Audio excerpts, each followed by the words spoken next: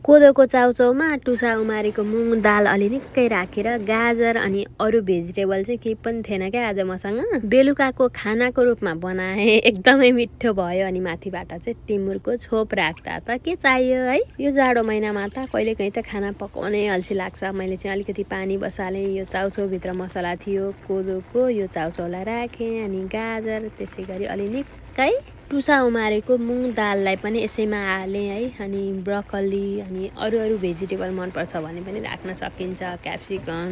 आज मसँग चाहिँ केही पनि थिएन, यति नै थियो, त्यसैले गर्दा मैले यति नै बनाएँ। तर पनि एकदमै मिठो भएको थियो। बेलुकाको खानाको रूपमा कहिलेकाहीँ आक्कल झुक्कल कहिलेकाहीँ यसै गरी बनाएर खाँदा पनि मिठो हुँदो रहेछ। हजुरहरू पनि ट्राई गर्नुहोस्। अनि हजुरहरूले चाहिँ यो कोदोको नुडल्स साँच्चै खानुभएको छ कि छैन? च्वास्स पिरो मिठो हुन्छ। अमिलो अमिलो खान मन लाग्यो भने चाहिँ आधा फ्रेस कागती तर निचोर्दा पनि एकदमै मिठो हुँदो रहेछ। ट्राई गर्नुहोस्।